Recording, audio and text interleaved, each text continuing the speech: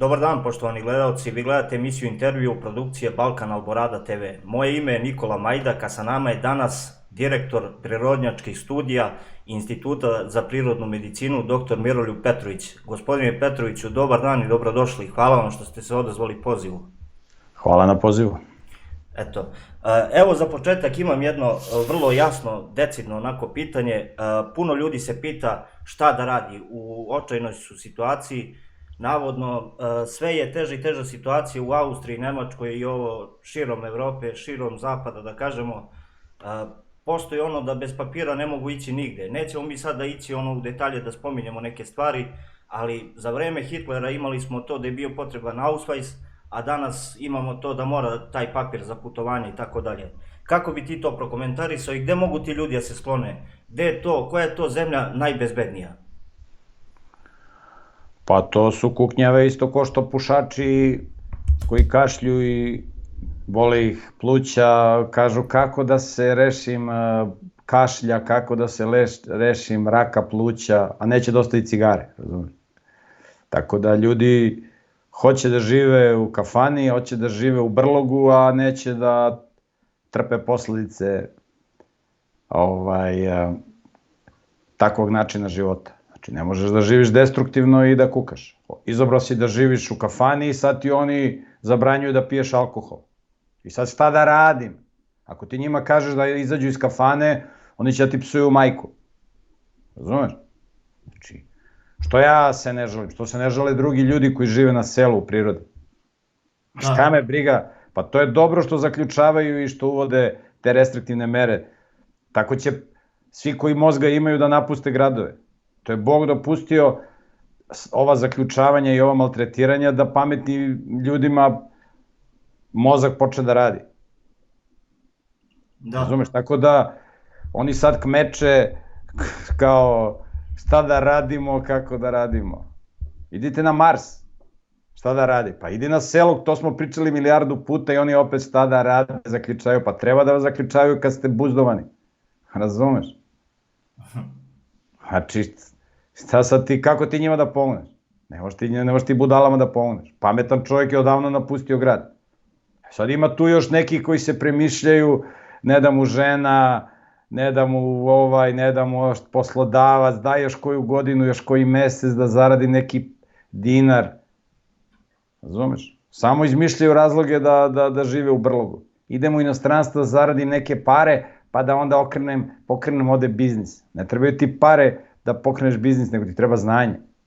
Ti kad imaš znanje, bez para možeš da pokreneš biznis i da zarađuješ. Razumeš? Nego ljudi bi da kupe stan u gradu i da ga iznajmljuju. Eto, to je njihov biznis. Razumeš? Idem u inostranstvo, zaradim pare, kupim stan i da ga iznajmljujem. Kupim 2 stana, iznajmljujem 2 stana u Beogradu i od toga ću da živim. I ništa ne moram da radim. Pa to ne može.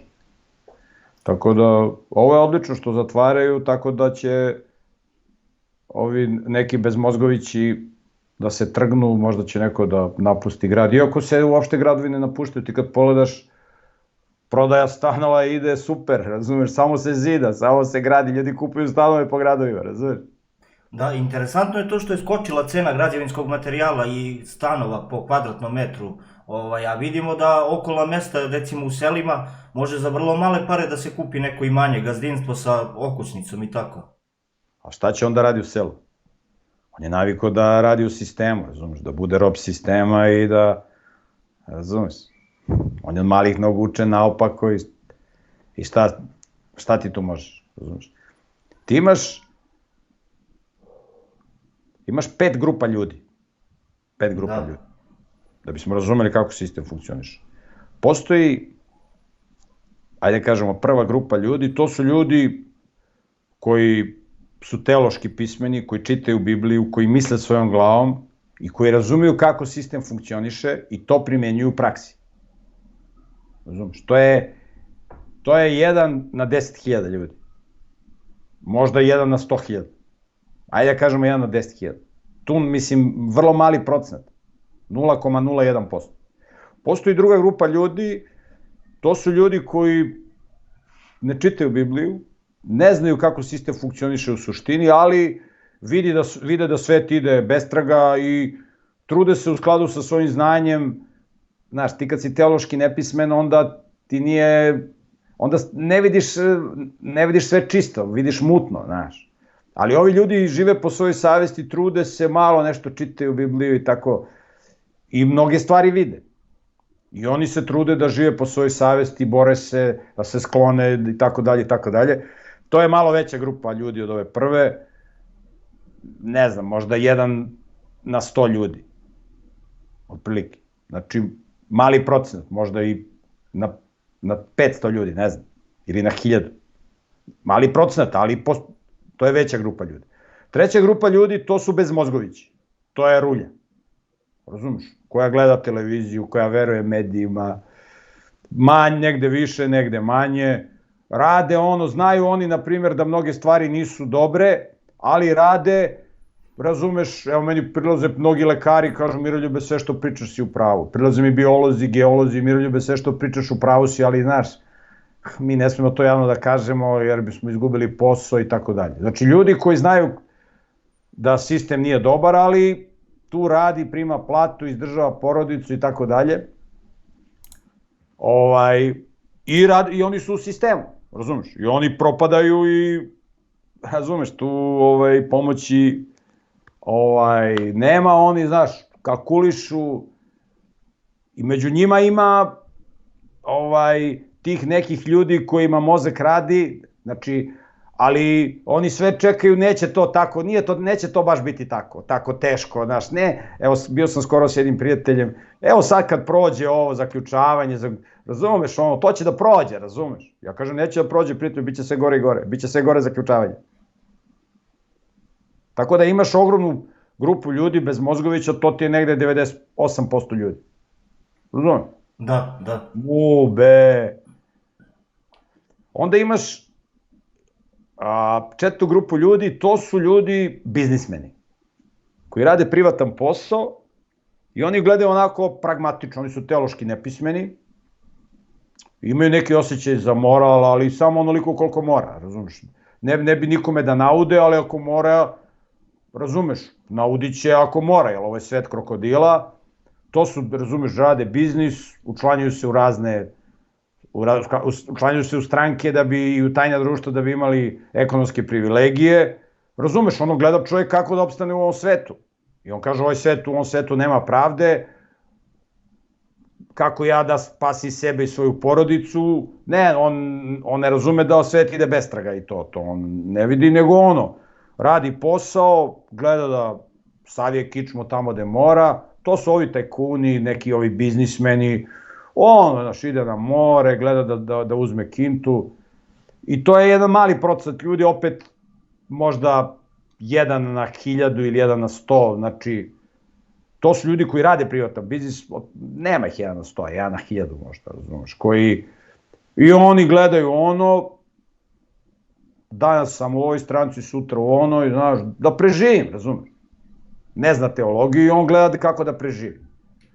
Da. I peta grupa ljudi, to su ovi satanisti, znači mali procenat, to je opet minoran procenat, 1 na 10.000, oni koji imaju iskrivljeni pogled na teologiju, znači koji komuniciraju s demonima, koji zaista veruju da će Sotona da pobedi, razumeš, Hrista na kraju, da će na planeti Zemlji da se počiste svi Božji sledbenici i da će planeta Zemlja da bude satanski raj, gde će svi moći da žive kako hoće, onako destruktivno i da, razumeš, satanski raj, oni veruju to i oni kontrolišu sve svetske tokove, razumeš, i oni kontrolišu sve, znači, finansije, medije, sve svetske tokove oni kontrolišu. To je otprilike neka, tako da ti imaš, sad u okviru ovih bezmozgovića, ove velike grupe ljudi, tu još ima ljudi koji će možda se trgnu kad ih zaboli, kad, razumeš, i ne možeš ti tu ništa da promeniš u demokratiji, ti tu ne možeš ništa da promeniš. Znači, sad, mnogi ljudi neće da prihvate neke stvari koje sistem nameće, dok ne moraju. Evo, ne znam gde je to bilo, u Tajlandu ili u Indiji, rekli su im da, zapretili su da će da im blokiraju mobilni telefon, nešto, tako je nešto bilo, da li mobilni telefon će da im blokiraju, ili oni su svi, razumeš, prihvatili šta sistem od njih traži. Da ne pričam šta sistem od njih traži, da ti ne blokiraju kanal. Tako da, to tako funkcioniše. I sistem će da traži ovo, sistem će da traži ono, sad traži ovo, sutra traži ovo, sad traži od tebe da predaješ evoluciju deci, sutra traži od tebe da hapsiš tamo nekoga ko je nevin, razumeš, da obezbeđuješ određene manifestacije, nemoralne i tako dalje i tako dalje. I to tako funkcioniše. I to je put bez povratka. Kad ne bi Bog postojao, to bi se otišlo, to bi se raspalo. Ali postoji Bog koji će to da kanališe u smislu da pokuša da trgne neke ljude za koje ima nade. Razumeš? Da. I Bog se bori za ljude, tako da tu nema mi šta tu time da se bavimo, mi treba gledamo svoja posla, da mi, razumeš, se osposobljamo za život u prirodi, čak i da nema svog ovog maltretiranja, lepše živjeti u prirodi, razumeš, a i sa maltretiranjem i bez maltretiranja opet je lepše živjeti u prirodi, tako da Bog podstiče ljude i tera ljude da se dovode u red. Da, pominje se često u poslednje vreme ta konačna bitka. Naš rat nije samo telesni rat, nego i duhovni rat, ali da li je ta sotonska ideologija, recimo, da ubedi ljude da stanu na njihovu stranu, da budu kao i oni, znači da se ponašaju potpuno isto destruktivno, ili da im se na neki način samo da ih muče, da se hrane njihovom patnjom? Pa i jedno i drugo. Jedno i drugo. Znaš kako, ljudi koji postanu satanisti, oni uživaju da sami sebe muče. Pa pogledaj ti pušača duvana. On sebi oduzima život, oduzima zdravlje i on uživa u tome. On loče alkohol, jer alkohol se ne pije, to se loče. Znači, oni loču alkohol i oni u tome uživaju. On se kurva, valja se u blatu sa nekim dromfuljama i on u tome uživa. Znači, on uživa u patnji. On uživa da se pati. I njemu je lepo da živi kao svinja. Njemu je lepo da bude kurvar, on se time hvali. Viši oblik uživanja u destrukciji, to su perverzije, ubijanje drugih ljudi, mučenje drugih ljudi, tako dalje i tako dalje. Tako da ljudi, znaš, čovjek može na sve da se navikne. Znaš, ako određenu aktivnost upražnja više puta i onda mu to postane zadovoljstvo. Mnogi ljudi su postali perverzni zato što su bili silovani na razne gadne načine i onda tako postane zavistan od toga. To mu se ureže mozak i onda krene to dalje opet da upražnjava. Da. Tako da se pritisak vrši na razne načine, ali čovjek može da se tome suprotstavi, ima dovoljno snage, ako hoće. Da.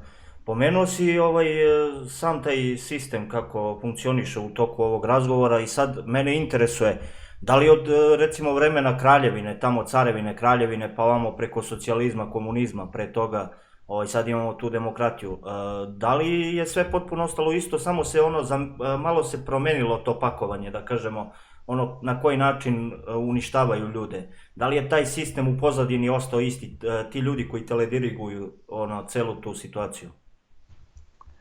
Pa destrukcija počinje od kad su Adam i Eva se pobunili protiv Boga, ali okultizam da satanisti vladaju svetom, to je eksplodiralo tamo negde od Francuske revolucije, kad su satanisti uzjahali Francusku. Jedni satanisti su razvalili druge sataniste, ali je satanizam eksplodirao sredinom 19. veka. Taj okultni pokret je krenuo iz Amerike, sa čuvenim kucanjem tamo u onoj kući, kad su ljudi čuli, i pre je bilo okultnih dejstava, ali okultizam je sredinom 19. veka krenuo, znači upliv demona je krenuo na visokom nivou od sredine 19. veka. I od sredine 19. veka je krenulo, tad je krenuo i darvinizam, tad su krenule mnoge satanističke stvari. Tako da je to krenulo od tada. Iako i pre toga imaš to takozvano prosvetiteljstvo, odnosno satanizacija tamo s početka 19. veka. Ta satanistička edukacija, i još mnogo ranije, kad je u Pruskoj uveden sistem obrazovanja. Jer Rimska crkva je oduvek želela da ona kontroliše umove ljudi. I onda su oni napravili svoj sistem obrazovanja, ispiranja mozga. Kasnije su to Amerikanci iskinuli od rimske crkve, pa su onda oni to ispiranje mozga unapredili i razvili u Americi. Tako da se to diglo na mnogo viši nivo. Sad je ispiranje mozga, ono, razumeš, na jako visokom nivou. Naravno, zajednice kojima je stalo do morala, oni imaju način kako da sačuvaju svoju decu, i pojedinci i zajednice. Znaš, ti kad si deo zajednice, onda ti je lakše. Ti kad živiš u Americi, imaš opcije za kućno školovanje. Kod nas je to nepoznato, kućno školovanje. Znaš, u Americi je to jako razvijeno. I jako puno ljudi, to je mali procenat u Americi, ali na 250 miliona ljudi neka ima 100.000 dece koja se bave kućnim školovanjem, koja pohađaju kućno školovanje, to nije mala cifra. Ja ne znam koliki procenat pohađa kućno školovanje, ali ti kad uđeš u hrišćanske knjižare, ti imaš ogromnu količinu materijala za edukaciju kod kuće. Ogromnu. Kod nas to ne postoji. Mislim, možeš ti da kupiš ove udžbenike pa da kući obučavaš dete i tako dalje, ali to su udžbenici koji su prilagođeni da deca uče nešto što će im trebati u životu i da ima jednu moralnu dimenziju. Imaš kod Jevreja, Jevreji kao zajednica najviše ulažu u svoju edukaciju i oni imaju svoje škole. Gde god. Da bi nešto bilo jevrejska opština, mora da ima osnovnu školu. Ako nema osnovnu školu, to nije jevrejska opština, to se tretira kao jevrejska, mislim, može to zvanično da bude jevrejska opština, ali nema iz religijskog aspekta i sa aspekta države, u onom delu gde ga kontrolišu religiju, to nema statut jevrejske opštine. On može se zove jevrejska opština, ali nije jevrejska opština, ko što postoje neki koji se izjašnjavaju kao Jevreji, ali ih ne tretiraju kao Jevreje i oni ne mogu u državi Izrael da se žene, iako imaju izraelske papire. Tako da, tad je to krenulo od sredine 19. veka i onda kreće razvaljivanje, razumeš? Uvodi se porez kao vrhovni oblik okupacije. Ti si imao slobodne zemlje u kojima nije bilo poreza. U Crnoj Gori nisi imao porez. Međutim, onda kreće uvođenje poreza i čak i u Crnoj Gori. Prvi koji je uveo porez u Crnoj Gori je bio Vladika Radi ili Petar II. Petrović Njegoš. Koliko da je on bio znamenit čovek, hoće i da ga kanonizuju, on je prvi uveo porez. Posle njega je to još žešće nastavio njegov naslednik, koga je on izabrao, knjaz Danilo, koji je naredio pokolj Kuča 1856. 55. i 56. Zato što nisu hteli da plaćaju porez. Možeš da plaćaš porez. To nije tvoja zemlja. Tu gde ti živiš, to nije tvoja zemlja. Taj auto koji voziš nije tvoj auto. To si ti kupio za novac, to si ti u stvari iznajmio od nas. U prevodu. I moraš da plaćaš porez na sve. Ti kupuješ kompjuter, moraš da platiš porez na kompjuter. Na sve plaćaš porez. Znači, ništa nije tvoje. I to ti je savremeni koncept okupacije, zovi ga kako hoćeš, demokratija, okupacija. I ljudi su sa tim saživali isto kao što su saživali sa duvanom. I kome ti da pričaš kad ljudima mozak ne radi? Ćutiš, gledaš svoja posla, ovako negde progovoriš nešto, možeš samo se zafrkavaš, razumeš? Da. Jer ako kažeš ozbiljno, razumeš, mogu da te maltretiraju, da te hapse, da ti blokiraju kanale, znači moraš da budeš mudar, iako neće to moći još dugo da traje, razumeš, nećeš ti moći da se zezaš i da pričaš sarkastično i u rukavicama još dugo, znači da te progon tek kreće, ovo nije ništa ovo sad što se dešava, tako da, ali to je sve očekivano i pametan čovjek se priprema za to. Da. Eto, interesantno isto što imamo da, recimo, za vreme isto kralja Petra II. Kada je pozvao vojsku, četnički pokret, odnosno stane pod Titovu zastavu, interesuje me to, da li on mogao da izbegne sve to i da li i danas imamo takve neke slične primere ili pre njega, da li smo imali neke slične primere da su na taj način izneverili ili izdali svoju otadžbinu, a sa druge strane kada su ga Ravnogorci pitali zašto je to učinio, onda rekao je da je to bilo po nagovoru Čerčila, da to nije moglo nikako da izbegne. Znaš kako, postoji lakši i teži put. Ti kad uđeš u vrzino kolo, ti kad kreneš da se družiš sa dilerima droge, kad kreneš da se družiš sa kriminalcima, onda, znaš kako, ko s đavolom tikve sadi, o glavu mu se obijaju. Slobodanu Miloševiću su nudili u Rambujevu da potpiše okupaciju Kosova. On je rekao neću. Ako nećeš, nema problema.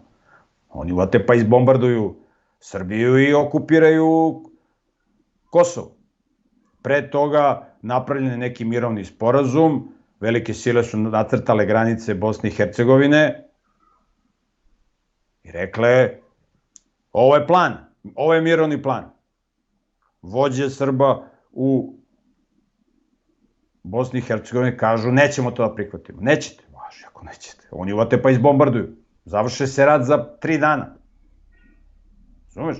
Ne možeš ti da ratuješ protiv... Znači, postoji zakon o paraleloglamu sila, koji kaže da se slabije sile pokoravaju jačoj sili. Znači, ti nećeš da potpišeš to što su ti siledžije stavile, okej, onda ćemo na silu ćemo to da ti nametnemo. Tako da kralj Petar nije rekao to što je rekao, oni bi ga likvidirali. E sad, pitanje, da li je bolje što je to rekao ili je bolje da su ga likvidirali? Znaš, to je sad pitanje, lično pitanje. Razumeš? Znači, on je u očima svakog moralnog čoveka izdajnik. Kralj Petar II. Karađorđević. On je izdajnik. I njegov sin nema nikakav legitimitet, moralni legitimitet da bude kralj Srbije. Iako postoji ovde pokret za obnovu Kraljevine Srbije. Razumeš? On nema nikakav legitimitet. Da, postoje registrovani su kao stranka. Pa da, malo im je falilo da uđu, da pređu cenzus i tako. Tako da, znaš, ti kad si odvojen od Boga, ti moraš da igraš kako drugi sviraju. Znači, to je, i sad je tu umetnost kako da u sistemu gde ti neko drugi nameće pravila igre, kako ti da omogućiš da se spasi šta se spasti može. I to ti je slika ovoga što se dešava u Srbiji. Srbija ti je u samom vrhu. Postoji samo jedna zemlja koja je zvanično ispred Srbije po pitanju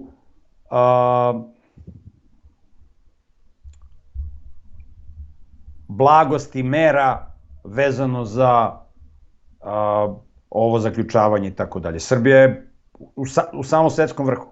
Broj 1 ili broj 2. Najgora zemlja ti je Indija. Razumiješ, ja sam iz Indije nešto naručio, ne mogu da pošalju. Znaš šta, kako su ih zaključali tamo? To je razvaljivanje. 2 meseca sam čekao da mi pošalju nešto što sam naručio od njih. Da, čak se najviše i tragičnih stvari dogodilo u Indiji. Oni su čak i tužili neke zemlje. Mogu oni da tuže, to ti tužiš. Da. Od toga ne postoji pravosuđe u ovom svetu, mislim, postoji zakon sile, kako pravosuđe, mislim. Oni mogu da ubiju, razumeš, 3 miliona ljudi i da svoju žrtvu optuže za ubistvo, za genocid. Oni izvrše 2 genocida nad jednim narodom i postaje narod optuže za genocid. Svetski siledžije mogu raditi šta hoće, ali mogu kad si ti odvojen od Boga. Ko ljudima brani da se povežu sa Bogom? Niko im ne brani. Ljudi neće da se povežu sa Bogom. Nećete? Šta ćete da stradate? Sad ćete da, razumeš? Pa šta ja mogu sam? Pa možeš sam puno. Šta je Mojsije mogu? Mojsije je otišao, vrate, u prirodu, razumeš, tamo da živi sa ovcama i sa pametnim ljudima, skloni se od budala. Ode iz Egipta. Svako od nas može da napusti Egipat. A šta je Egipat? To ti je ovaj moderni svet, ovo ludilo. Ljudi vole Egipat. Ljudi vole koliko ljudi bleji za televizorom, gledaju utakmice, gladijatore, to, razumeš? Oni misle da je to okej.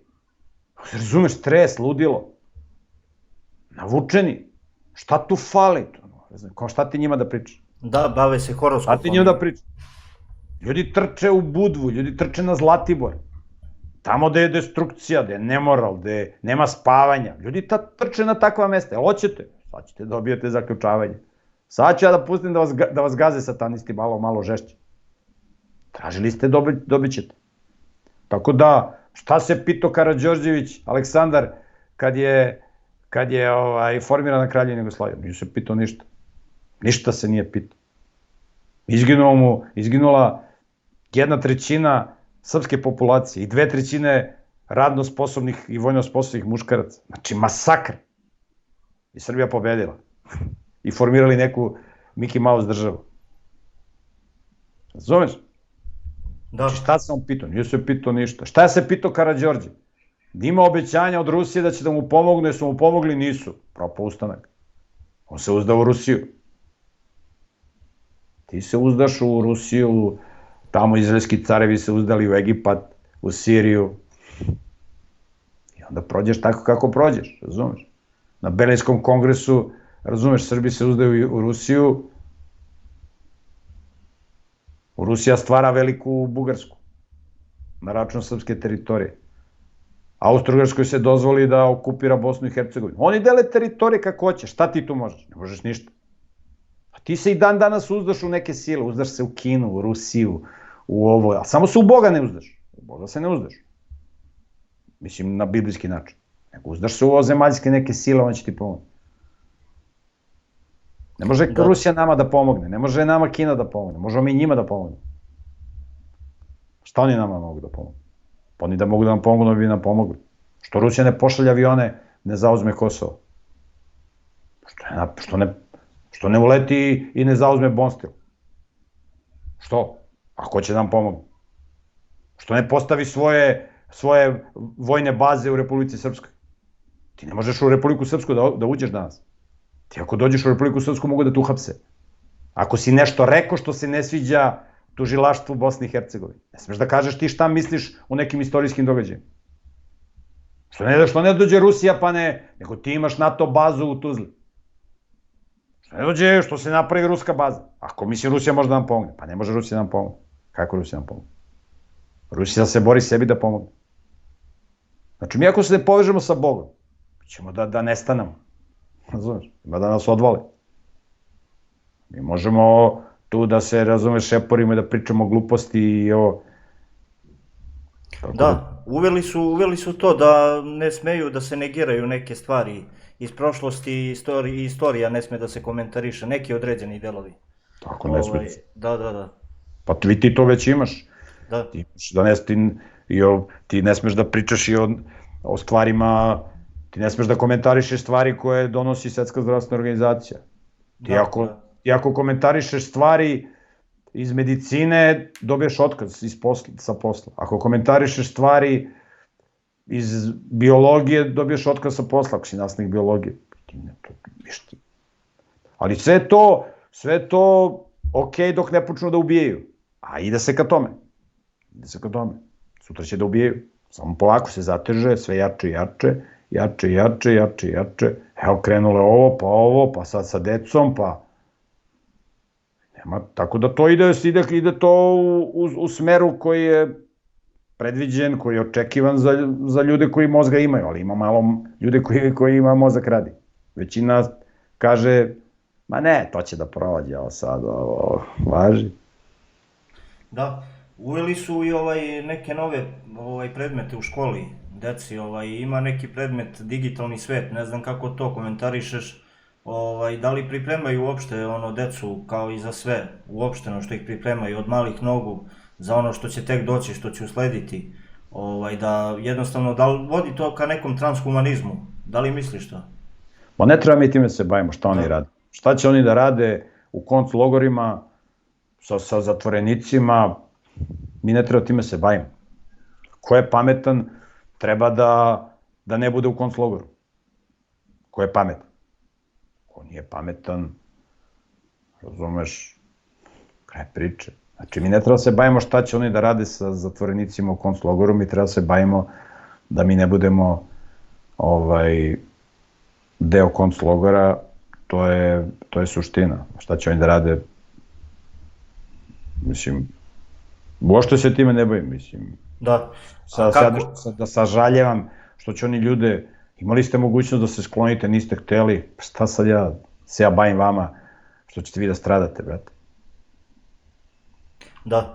A kako komentarišeš ovu situaciju u Afganistanu što se dogodila da je Amerika navodno izgubila bitku? Pa to je cirkuska predstava za Bezmozgovića, razumeš, to ti je cirkuska predstava, razumeš. I ljudi u to veruju. O dešavanjima u Afganistanu imaš 2-3 medijske kuće koji izveštavaju i... Mislim, tako su oni izveštavali i Drugi svetski rat.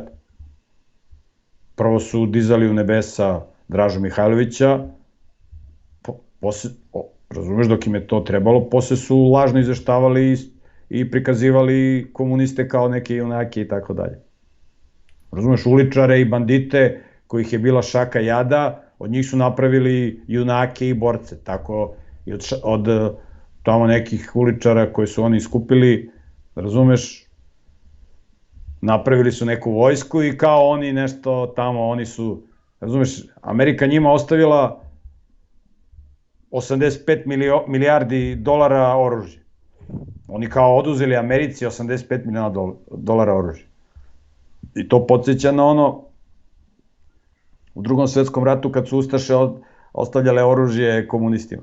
Razumeš? Razumeš, Pavelić pošalje tamo, postojali su Ustaše, ovi koji su bili koljači, a nasilno su mobilisali Hrvate u domobrane. Ko što su ovde komunisti nasilno mobilisali, prođu kroz selo i se vojno sposobne mobilišu i aj zdravo, ne možeš ti sad tu da se nešto buniš, hoćeš, nećeš, ovo ono. I onda oni pošalju domobrane, znaš, imaju naoružanje i pošalju ih i domobrani napravi se dogovor i onda ovi nešto pucaju domobrani u vazduh, ovo ono, kao to je da zamažu oči međunarodnoj zajednici i onda oni naoružavaju komuniste. Komunisti dođu i zauzmu magacine sa oružjem od domobrani, kao zauzeli nas komunisti, razumeš, partizani nam oteli oružje, oni nam napune magacin sa oružjem, razumeš, i dođu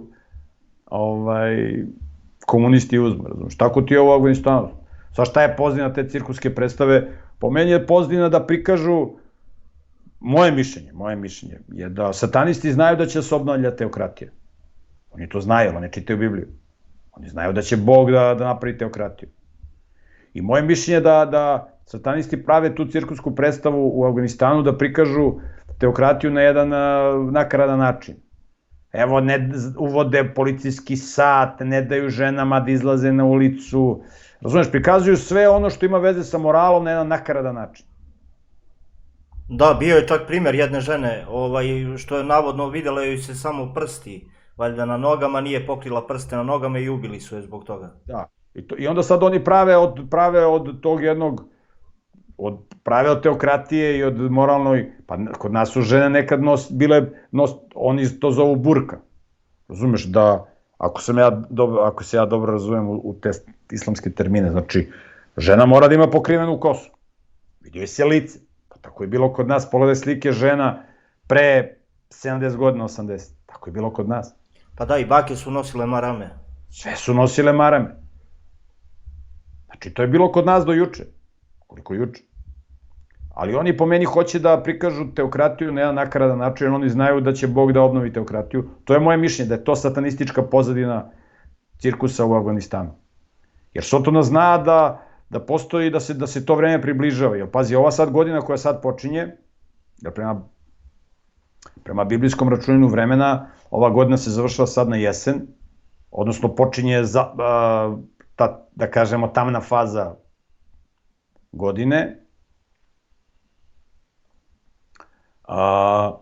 Tako da, sada će biti ta 7. godina, u 7-godišnjem ciklusu, počinje sad na jesen, i iduće godine na jesen počinje novi 7-godišnji ciklus, koji vrlo verovatno će predstavljati obnovu teokratije. Da li ćete odmah iduće godine na jesen da krene obnova teokratije, ali obično na jesen kreću novi događaj. Tako da, ovo što se sad dešava je po meni priprema terena za obnovu teokratije. Sotona zna da postoji biblijska tipologija, da postoji računanje vremena i da postoji način kako Bog deluje u ljudskoj istoriji. I Sad Sotona hoće da prikaže teokratiju na jedan nakaradan način. I sad je on krenuo, napravio cirkus u Afganistanu, razumeš, preko svojih satanista i tako dalje. Tamo kad su novinari odlazili u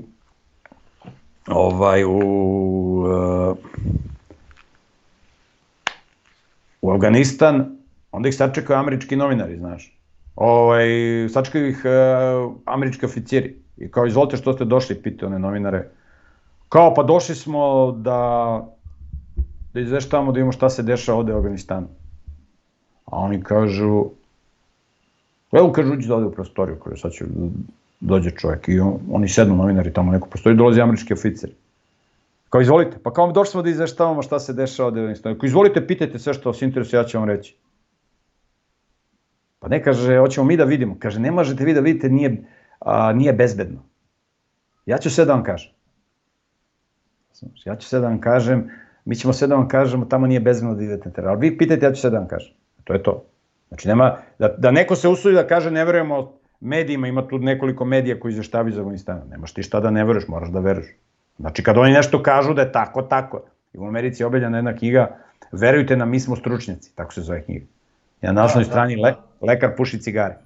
Verujte nam, mi smo stručnjaci. Znaš, tako da, to je cirkuska predstava u Afganistanu i nema šta mi time da se bavimo. Da se prebacimo na temu Vatikana, pošto si u toku razgovora pomenuo Rimsku crkvu, ovo se ne odnosi na one koji su vernici, dakle ovo se odnosi na sam vrh, koji je na neki način satanizovan i dogodila se pronevera teška 350 miliona evra. Ne znam da li znaš nešto o tome, za njih nije to neki novac, ali uglavnom došlo se, izašli su, isplivali su neki podaci da je tamo bilo, ne znam, i predoziranja drogom, da su bile nekakve i orgije i svašta nešto i oni imaju svoju nekakvu banku za, ne znam, verske neke, za versko ulaganje i tako nešto. Uglavnom, u Vatikanu postoje dve, struje i došlo je do razdora između njih, do rasprave i, ne znam, do sukoba nekog. Da nije došlo do tog sukoba, možda ti podaci ne bi ni isplivali.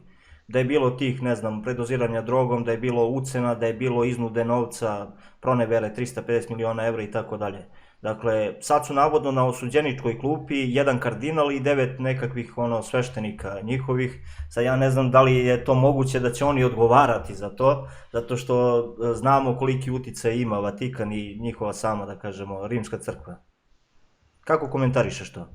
Pa ja se ne bi time bavio, mislim, ti u okviru svake organizacije imaš frakcije, razumeš, i onda određene frakcije se bore za vlast. Kad pročitaš knjigu Kratka istorija hrišćanstva, koja je najbolja knjiga, ima je besplatno na sajtu naukaireligia.com, ti kad pogledaš istorijat Rimske crkve kao jedna od najuticajnije organizacije na svetu, ti vidiš da je tu bilo borbi za prevlast između raznih frakcija u okviru Rimske crkve. Tako da, moguće da postoje neke frakcije koje se bore za prevlast, ali ja se stvarno time ne bi bavio. Mislim, šta se radi u okviru tih organizacija, to je kao da me pitaš šta se radi u okviru neke stranke ili u okviru nekog fudbalskog kluba ili u okviru Fudbalskog saveza Srbije. Ne znam, bio je jedan predsednik, pa ga smenili, pa onda on njih smenio, pa ne znam ovo. Mi ne treba time se bavimo, mi treba se bavimo kako mi da izvučemo živu glavu iz ludila u kome se nalazimo. Znači, kako da izvučemo živu glavu? Znači, da stanemo i da kažemo, čekaj, šta ja mogu u ovom trenutku da uradim? Znači, šta ja mogu u ovom trenutku da uradim? I da mudro gledamo kako da izvučemo živu glavu, da se povezujemo s pametnim ljudima, šta oni rade u Vatikanu ili u Vašingtonu ili u Briselu ili, mislim, to je nešto na šta mi ne možemo da utičemo i mi ne treba time da se bavimo. I nije to naš posao. Čovjek stalno treba sebi da postavlja pitanje šta bi Hristos uradio da je na mom mestu. Šta bi Hristos uradio da je na mom mestu? Kako ljudi mogu da odgovore na to pitanje kad ne znaju Bibliju? Razumeš? Kad ne znaju kako sistem funkcioniše. Mnogim ljudima je Biblija zgađena, razumeš, kad su videli kako se lažni hrišćani ponašaju, šta rade i tako dalje. Tako da, šta se radi u Vatikanu, šta se radi ovo, šta se radi ono, Mi uopšte ne treba time se bavimo. Mi treba se bavimo suštinskim pitanjem. Postoje 3 nivoa života. 3 nivoa na kojima čovjek živi. Individualni, porodični, državni. Mi prvo treba da se bavimo samim sobom. To je prvi korak. Čime mi treba se bavimo. Da mi se osposobljavamo za drugi nivo, a to je porodica. Ne može svako da bude član porodice. Ne može svako da osniva porodicu. Pusti tu priču, samo se vi oženite, mi ćemo vam pomoći, roditelji, ovo ono. To je nekada bilo dok su bili normalni roditelji. Koji će danas roditelj da podrži, evo zvao me neki tip ima 19 godina, njegova devojka ima 18 godina, on je hoće da se žene. Kaže, ja nemam nikakav posao, ali moji roditelji i njeni roditelji su ponudili, oni će nama da pomognu. Šta će oni vama da pomognu? Znači, ti ćeš da živiš kod roditelja u kući. To je lepo. A šta će biti sutra ako ne budeš hteo da vakcinišeš dete? Šta će biti sutra ako tvoja žena bude htela da se porađa kod kući? Šta će biti ako ti kažeš svojim roditeljima koji te finansiraju? Tata, ajde da platimo 120 evra za online kurs kod Ivane Veličkov da ja i moja žena slušamo vezano za kućni porođaj, priprema za porođaj, ovo ono. To je ekstremno bitno. Svaki muškarac koji je ozbiljan, a koji je oženjen, a nije odslušao kurs kod Ivane Veličkov, on je neozbiljan i neodgovoran. A pogotovo žena.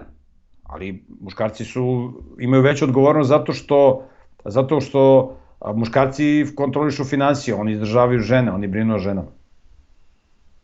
Znači, obaveza svakog muškarca da se informiše o pripremi za kućni porođaj i da njegova žena prođe kroz tu obuku. Svaki ozbiljan muškarac. Koga to zanima? To ne zanima nikog. Sad je bio je kurs kod Ivana Veličkov, ja sam ga reklamirao, bilo je, ne znam, 11-12 ljudi. A ja kad ne reklamiram, bude 5-6, ili 3-4, ili 2. To nikog ne interesuju pametne stvari. Sve ću ja se bavim šta se radi u Vatikanu, šta se radi u Vašingtonu, koje struje, ovo ono. Znači, meni gori kuća i umesto da gasim požar, ja se bavim abrovima. Ja se bavim koliko je para potrošila opština Leskovac za roštiljijadu. Šta me briga koliko su para potrošili za roštiljijadu. Razumeš? A gori kuća, brate. Znači, ljudi se bave glupostima i zato ja neću da se bavim glupostima, možeš ti da mene pitaš šta god hoćeš. Da, bilo je takvih pitanja, samo ono što je važno, da li oni na taj način, izvini sad, da li oni na taj način pokazuju svoje pravo lice? To je ono što ljudi interesuje. Gledaj, mediji će da objavljuju ono za koga mediji rade. Ti imaš razne frakcije satanista u ovom svetu. Ovi satanisti kontrolišu ove medije, ovi satanisti kontrolišu ove medije i to se vodi rat. Isto koji rat na bojnom polju koji se vodio nekada. Ti si imao Drugi svetski rat, ovi kontrolišu ove, finansiraju ove, ovi kontrolišu ove, finansiraju ove, imaš razne interesne grupe, odavde je Velika Britanija, odavde, razumeš, Amerika, ovde Vatikan, ovde boljševička Rusija, koliko se boljševička Rusija pitala, to je posebno pitanje, ali imao si generalno 3 jake sile. Imao si Vatikan, imao si Britaniju i imao si Ameriku. To su bile 3 jake sile u Drugom svetskom ratu. Boljševička Rusija je bila kontrolisana država od strane spoljnog faktora. Da. I sad ti imaš da te sile imaju svoje medije, imaju svoju vojsku, oni manipulišu s raznim ljudima, sa raznim narodima i oni se bore za svoje sebične interese. Tako ti, verovatno u Vatikanu ili u svakoj toj nekoj velikoj organizaciji postoje neke frakcije. Pretpostavljam, ne znam. Niti me zanima. Ali istorijski gledano, postoje frakcije koje se bore za prevlast.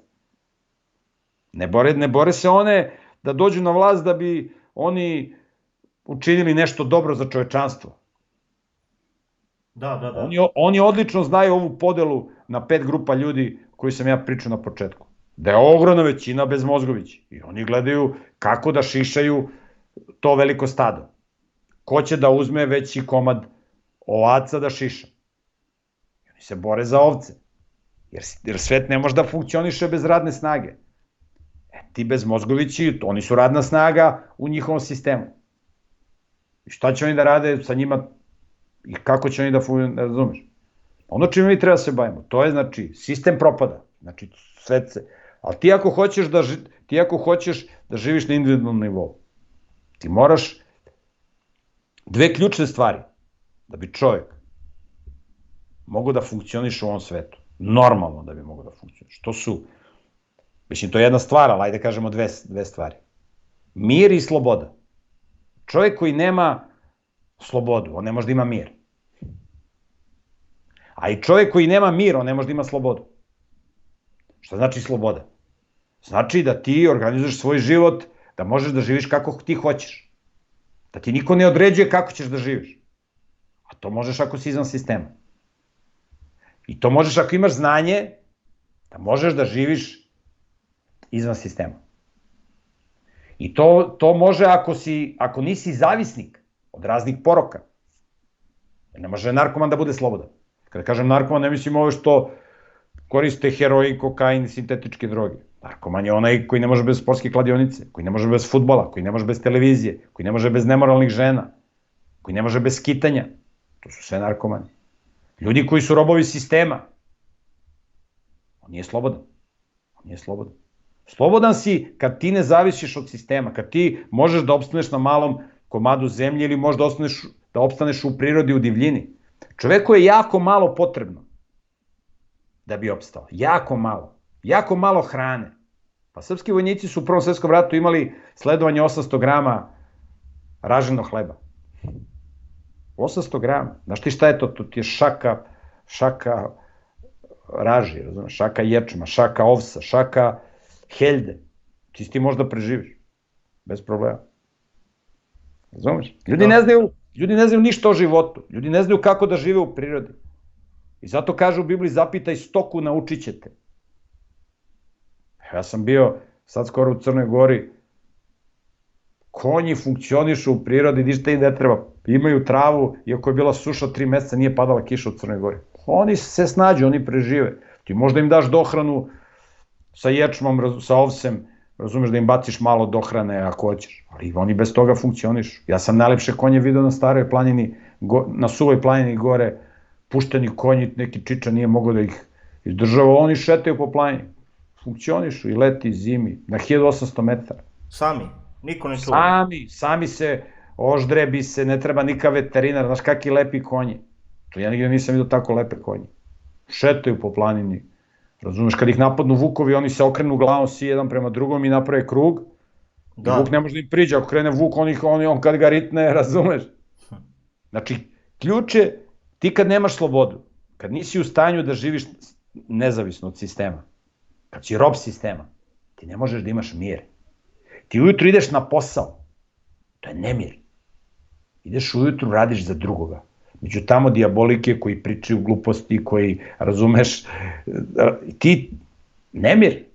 To ti je ko kad dođeš u grad. Razumeš, ti dođeš u grad da obaviš neki posao. To je odmah nemir. Ovi uleću, ovi odavde, ovaj svira, ovaj psuje majku, ovaj pijan, ovaj, razumeš, luda kuća. Ljudi idu na taka mesta da se provode, kao Zlatibor, Budva.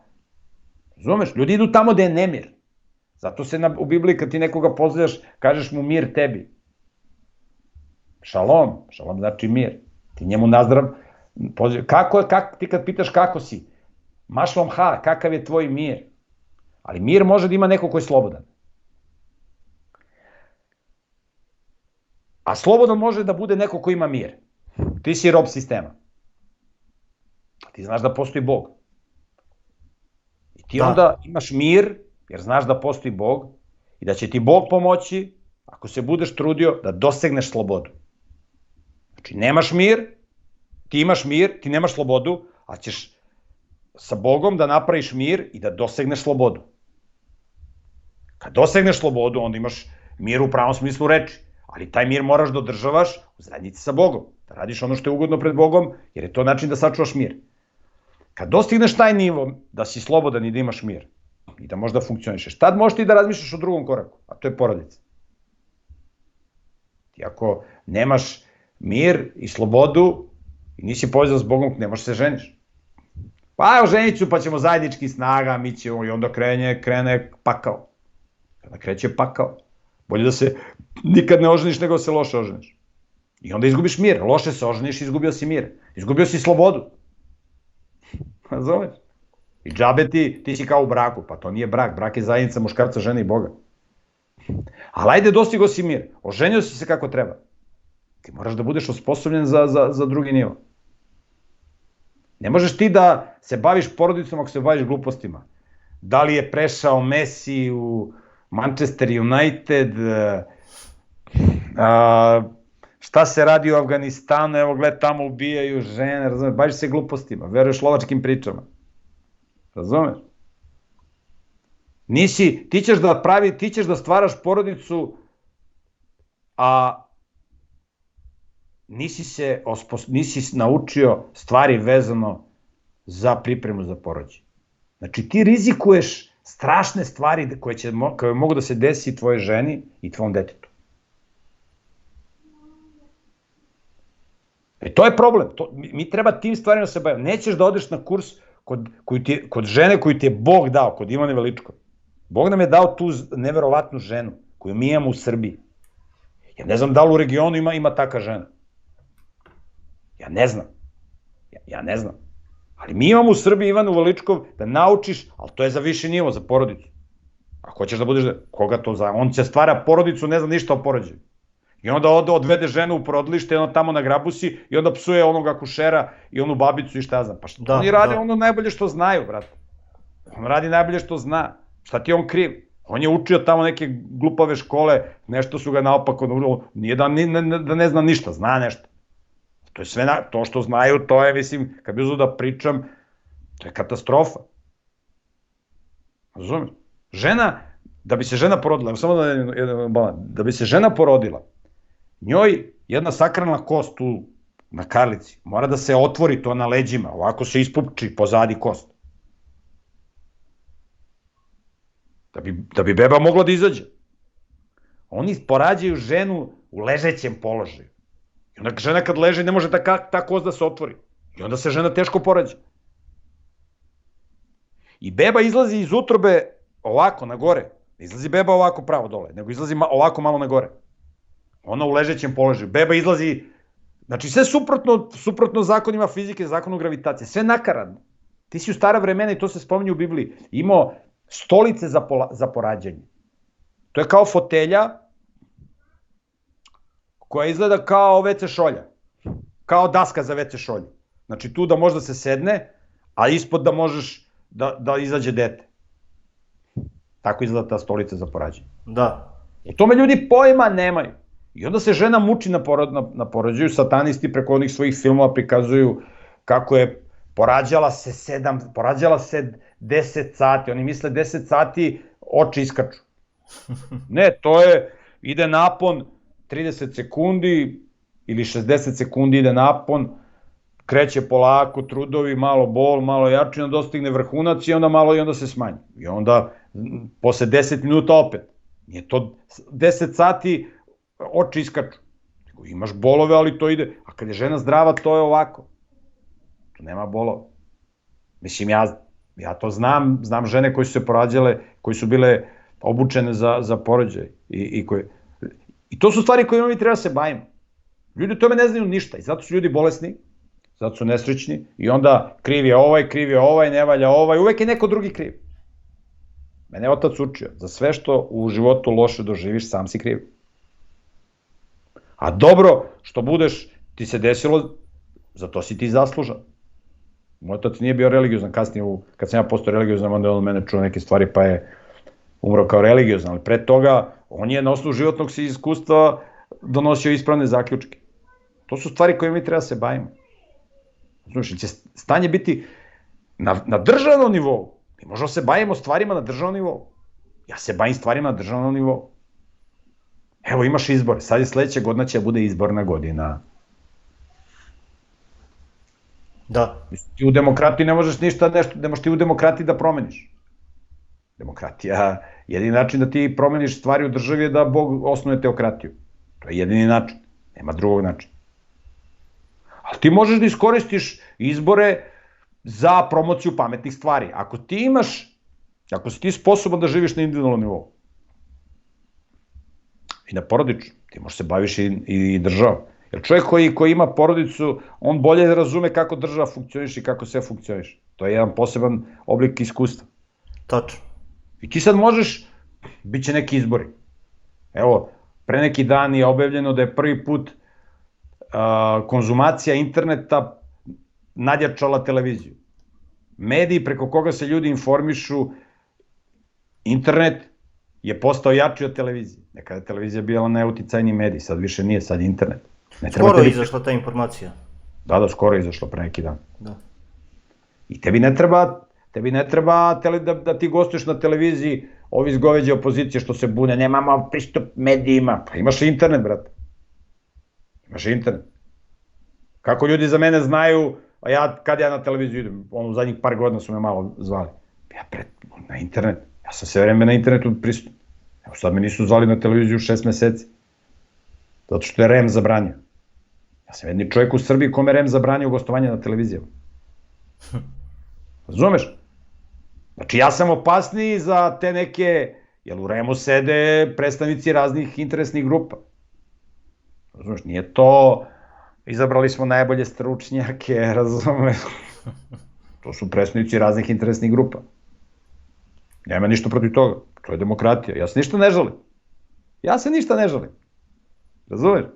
Mene kad pljuju satanski mediji, to je za mene kompliment. Što ne pljuju nekog drugog, nego mene pljuju. Ne pljuju stručnjake što se eksponiraju. A ti, na primjer, imaš izbore. Ti sad možda iskoristiš te izbore, ako Bog stvori mogućnosti, da ti iskoristiš tu predizbornu kampanju da promovišeš pametne stvari. Ne da bi ti došao na vlast, ali možeš i da se vrlo pitaš u državi. Jer pazi, da ti sad izađeš na izbore i da kažeš, znate šta, svi se bave nekom Mickey Mouse ekonomijom. Kakva je ekonomija? O čemu mi pričamo? Mi hoćemo da se bavimo pravilnom ekonomijom. Ali mi ne možemo da se bavimo ekonomijom ako se ne bavimo pitanjem morala. Pitanjem morala se niko ne bavi. Pitanjem zdravlja se niko ne bavi. Mi pričamo tu, otvaraju se fabrike, radna mesta. Šta imaš ti da otvaraš fabrike i radna mesta gde će naši ljudi da rade u fabrikama kod stranaca kao robovi? Ti imaš radna mesta u prirodi. Posle Drugog svetskog rata je 80% populacije živelo na selu. Posle Drugog svetskog rata. Oni su sve to oterali sa zakonima u gradove, idete u industriju. Ti imaš dan danas radna mesta, ti trebaš da otvaraš radna mesta na selu. Tako što ćeš da omogućiš sa dobrim zakonima ljudima da mogu da žive na selu i u prirodi. Evo ti radna mesta proizvodnja hrane. Ti ne možeš da se baviš proizvodnjom hrane u demokratiji. Znaš šta, ako mi zabranimo uvoz mleka iz Austrije, onda oni nama neće dati da mi izvozimo, ne znam, neke proizvode iz Srbije. Pa te proizvode iz Srbije tako izvoze tajkuni, ne izvozimo mi, koji živimo na selu. Oni od nas dođu ovde, mislim ne od mene, ja im ništa ne, oni dođu ovde, otkupe višnju za 50 dinara, znači za 40 evrocenti, i on prodaje za evro 30 tamo nekom mafijašu iz Beograda koji dođe ovde s hladnjačom i otkupi, razumeš, i onda on otkupi za evro 30, a tamo prodaje u inostranstvu za višnju za 5 evra, 6 evra. I ko izvozi? Izvoze tajkuni, ne izvozimo mi, ne izvozi Srbija. Ako ti pod Srbijom podrazumijevaš tajkune, to nije ekonomija. Nije ekonomija da ti dovodiš strane, razumeš, biznismene koji će ovde da zapošljavaju ljude. Naše ljude da rade u tuđim fabrikama, u fabrikama stranaca. Nego je pojenta da ti razvijaš, da se ljudi vraćaju na selo i da žive u prirodi, da se bave proizvodnjom i da funkcioniše. Evo sad sam bio s jednim prijateljem koji živi u Hrvatskoj. On kaže, brate, ja ne smem, on je iz Crne Gore krenuo za Hrvatsku, on kaže, mogu da ponesem samo 2-3 banane. Kaže, u Hrvatskoj na granici da mi nađe da unosim hranu u Hrvatsku. Nema šanse. Ko ja kad sam išao u Ameriku s jednim prijateljem, pošto avionu nema ništa da sjede, sve što bez veze, mi poneli hranu. I ostale nam 2 banane u kesi. I došli u Kaliforniju, morao sam idem tamo na šalter, neki ker počeo laje za mnom, došao ovaj iz poljoprivredne inspekcije, neki policajac sa kerom, i ker laja osetio banane. Kaže, gospodine, šta vam je to? Kaže, ko banane? 2 banane. Kaže, ne možete da unesete u Kaliforniju, zabranjeno uvoz hrane. Morate idete tamo na šalter da predate to tamo. Ja išao na šalter, tamo predao 2 banane. Ne možeš da uvoziš hranu. Štite svoje tržište. Tako radi, bato. Da. Tako da mi treba se bavimo moralnim pitanjima i mi možemo iskoristiti predizbornu kampanju, iako nije lako izlaziti na izbore, jer treba puno para. Izborima može se baviti samo neko ko ima pare. A velike pare ima neko samo ko je... Ne možeš ti da praviš milione u današnjem svetu, a da nisi u nekoj organizaciji. Koja je međunarodna organizacija. Da li je tajno društvo, da li je neka biznis organizacija, da li je ovo, zove ga kako hoćeš. Ne možeš ti da praviš neke velike pare ako nisi u nekoj organizaciji. To tako funkcioniš. I politikom ne može se bavi svako. Može neko ko tu uspe da menadžeriše sa tim belosvetskim aždajama i tako dalje. I da tu on pokuša da nešto se izbori za Srbiju. Kao što je situacija u Srbiji danas. Ali ljudi koji vode državu, oni imaju mala ovlaštenja. Mala ovlaštenja. I ti da bi se bavio politikom, ti sad možeš da se baviš na državnom nivou, da ti sad pokreneš tu neku predizbornu, da ako se otvore uslovi, da ti, kao što su to uradili religiozni ljudi u Izraelu. Religiozni ljudi u Izraelu su se udružili i izašli na izbore. I osvojili dovoljno mandata da vlast ne može da se formira bez njih. To ti je kao, na primer, Dritan Abazović u Crnoj Gori. Ali Dritan Abazović isto je predstavnik određenih grupacija i on tu menadžeriše i oni su ga prepoznali i on je pristao da, razumiješ, nije Dritan Abazović od svojih para osnovao stranku i ovo ono, nego se on tu povezao s nekim ljudima i gleda da iskoristi svoje znanje i te ljude i on kapira kako sistem funkcioniše, on je teološki pismen. I on gleda da iskoristi, ali pazi, vlast ne može da se formira bez njega. I on sad to koristi da izvrši određeni uticaj u onoj sferi u kojoj on proceni da može da doprinese da državi bude bolje. I državi je bolje, Dritan Abazović je tas na vagi. E sad pazi,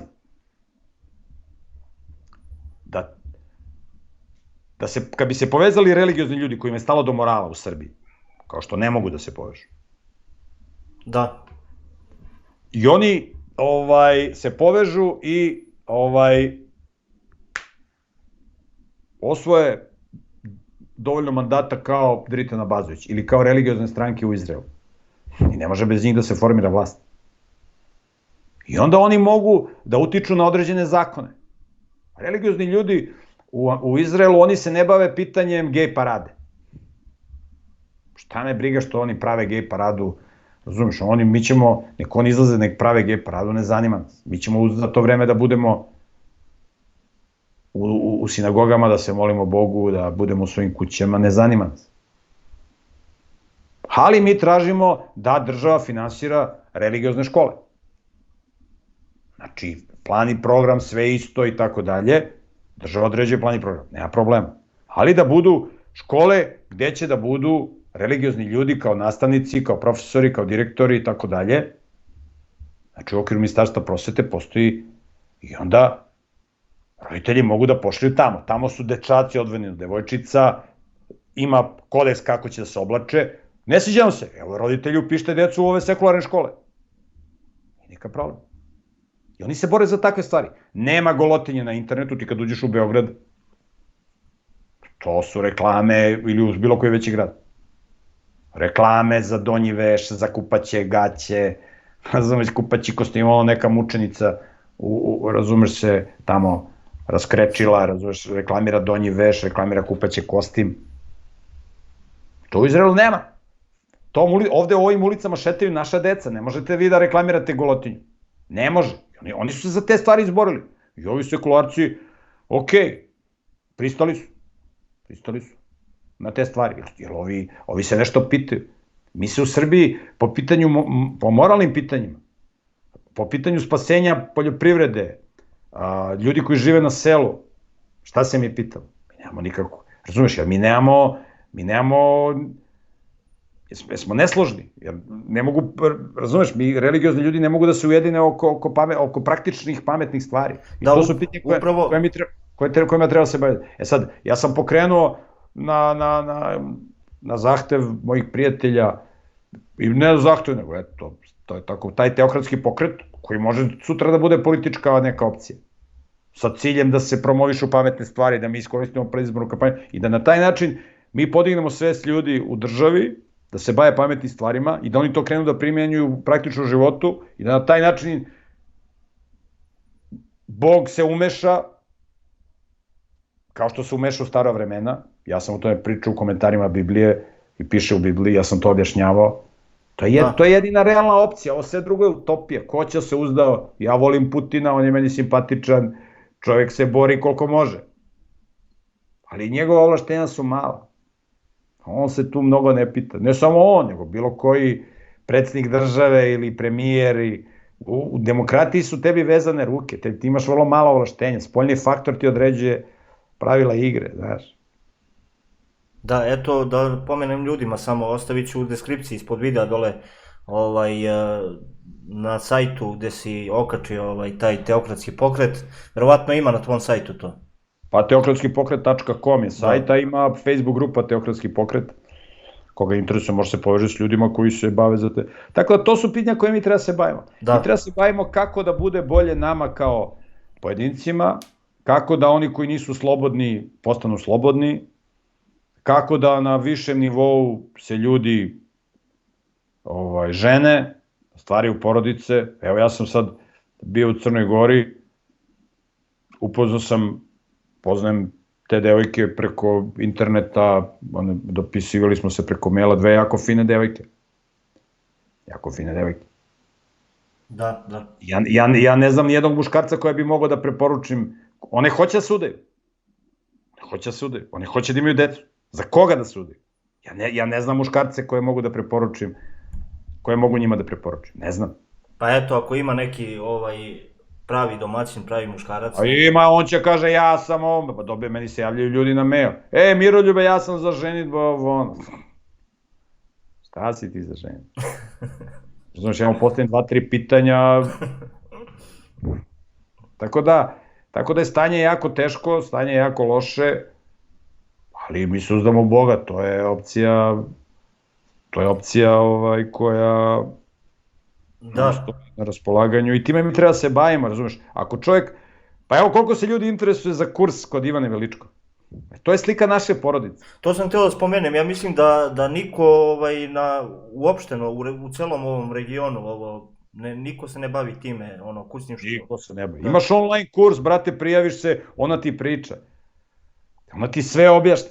To su ekstremno važne stvari. Za život majke, za život bebe. To su ekstremno važne stvari.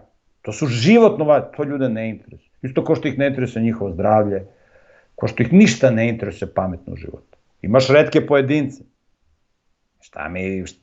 O čemu mi da pričamo? Znači sve ide bez traga, znači gledaš, ali uzdaš se u Boga. Bog uzme Mojsija tamo sa livade i napravi teokratsku državu. Da. Bog nađe jednog pobožnog čoveka, Avrama, i od njega napravi čitav narod. I posle Bog ceo taj narod pobije. Izvedi ih iz Egipta, oni se pobune protiv Boga, oni sve pobije i od njihovih sinova napravi novi narod. Da, pročistio je, ceo narod je pročistio. Brate. I Bog može od jednog čoveka, od 2 čoveka, Bog može napraviti čitav narod.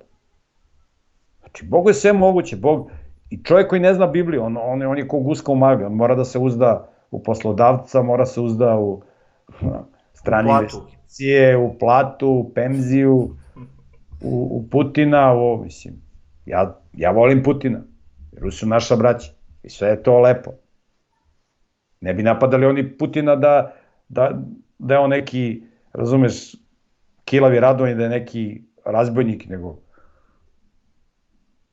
Ali ne može on nama da pomogne.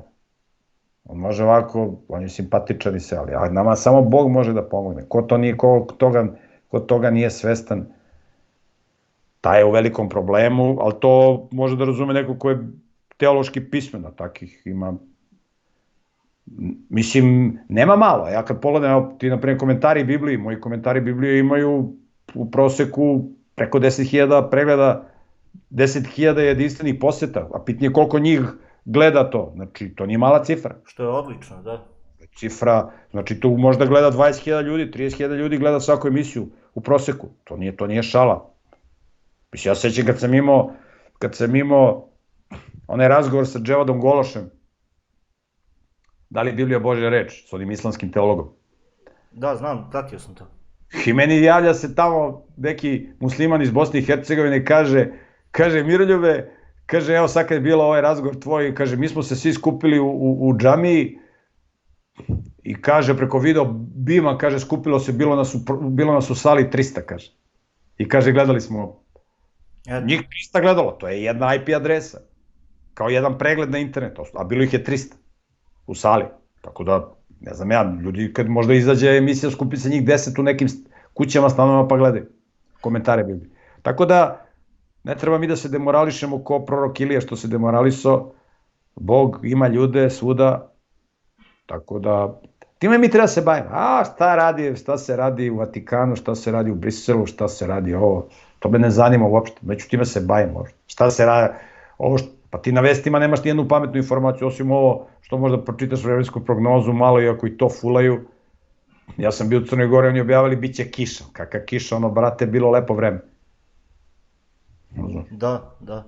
Tako da, ti u medijima moraš da čitaš sve između redova, da nešto pametno pročitaš i da nešto pametno saznaš.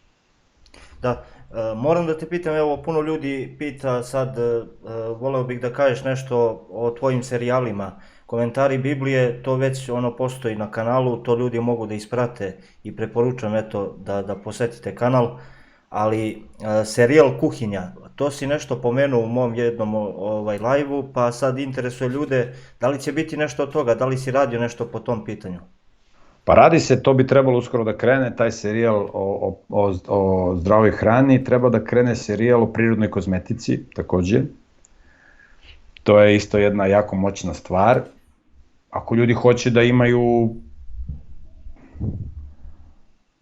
zdravo telo, znači ti sad koristiš za pranje kose, za pranje kože, ljudi koriste ove sintetičke šampone koji su katastrofalni. Postoji, to isto je, ja očekam da će to uskoro da krene, nego radim puno stvari pa ne mogu da stignem, radit ćemo prirodnu kozmetiku. Naprimjer, šampon koji se koristi, koji je i za odrasle i za decu, isti je. Znači, blag šampon i za pranje kose i za pranje tela. Znači, u bočici, znači, ne isušuje kožu, ima određena ulja i određene, znači, prirodni materijal, nema nikakve hemijske konzervanse, znači, potpuno prirodan. Onda, na primjer, ako hoćeš da imaš lepo lice, zdravo lice, da imaš zdravu kosu, znači, moraš da koristiš određene, ti možeš da se pereš vodom, ali ljudi su kroz istoriju koristili određene biljke. Ti možeš da koristiš to za celo telo. Ali naročito ti možeš da održavaš higijenu i zdravlje kože celog tela, koža je najveći čovekov organ. A posebno možeš da se baviš negom lica, jer to je ono što se vidi. Tako da ti održavaš zdravlje kože celog tela, a pogotovo zdravlje lica. I tu onda koristiš određene tonike koje možeš da koristiš, pošto ti je lice otvoreno preko dana, drugi delovi tela su ti pokriveni, i onda se lice najviše prlja, prašine i tako dalje. I onda, na primjer, postoje određeni tonici s kojima ti očistiš lice i kad se taj tonik očisti, kad se osuši, to traje minut, 1, 2, onda se utrlja krema na bazi lekovitog bilja koja dodatno hrani kožu. I onda ti, još ako zdravo živiš, zdravo se hraniš, ideš na vreme spavaš, ti održavaš zdravlje kože lica na jedan poseban način. I to nije samo za žene, to je za muškarce isto. Muškarci i žene koriste iste kreme za negu lica. Ako hoćeš da ti lice bude zdravo, da ti koža bude zdrava. Kad je koža zdrava, onda je i lepa.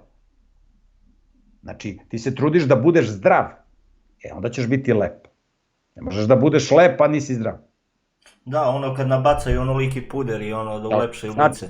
Znači, tako da i to planiramo, to se planira da se krene vrlo uskoro, tako da radimo na tome sad, evo, nisam snimao komentare već 8 dana, 9, zato što sam bio u Crnoj Gori, snimali smo emisije sa Bakićem, radili smo još neke druge projekte koje ne bi da spomenjem dok se ne realizuju, tako da ima tako, rade se razni projekti, planiram da napišem ja knjigu, eto, ako budem stigao, Mala škola zdravlja, gde ću sve na jednom mestu da objasnim, planiram da napišem knjigu iz istorije, kratka istorija Srba i okolnih naroda, ljudi nemaju pojma o istoriji, ljudi nemaju pojma o higijeni, o zdravlju.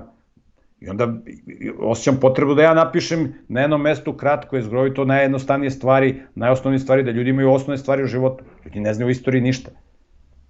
Da ljudi koji žive na ovim prostorima shvate svoje poreklo.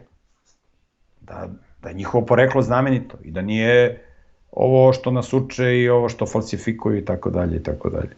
Tako da to su neki planovi, pa vidjet ćemo šta Bog bude omogućio, šta Bog bude otvorio i tako. Ako Bog da, upravo to, ili snimao si sa Lepomirom Bakićem, voleo bih samo da preneseš ljudima, eto ukratko, ako možeš, da li bi preporučio te lokalitete i da li je bolje biti, doživeti to uživo, vizualno, nego što se prenese na video materijalima, videoklipovima? Da li je lepši doživljaj biti lično tu na tom mestu, da postoje još ti neki detalji koji ne mogu da se prenesu u videoklipove? Pa znaš šta, ono što su ljudi videli u videoklipovima, to nije ni 5% uživo. Da. To ne može da se mislim, video može samo da te zainteresuje i tako, a ti kad dođeš, mislim, pa evo Bakić kad je došao, kad je video, on se oduševio. Znači, on se oduševio. Mislim, kogod je bio tamo, oduševio se. Imaš ti lepe lokalitete svuda, imaš i na Staroj planini, imaš svuda, ali oni lokaliteti tamo, ono je stvarno na planini, tamo je, evo imaš ti tu planine u Srbiji, imaš lepe lokalitete, ali ono je specifično, ono je drugačije, ono je baš mnogo jako, tako da, mislim, sezona još traje, tamo ko hoće da poseti Katun Mokra, s tim što će sad da postane malo hladnije na planini, bitno da nema snega da može se prođe, ali će postati malo hladnije pa će morati da se loži. Znači već sad ne mora da se loži, iako ja kad sam bio sad, neki koji su bili sa mnom, bilo im je hladno pa su ložili vatru, ali mora da se loži. Mora će da se loži da bi ti bilo onako, možeš ti bez loženja. Naprijed, ja prošle godine kad sam bio 25. 26. septembar, mi smo morali da ložimo, bilo je mnogo hladno.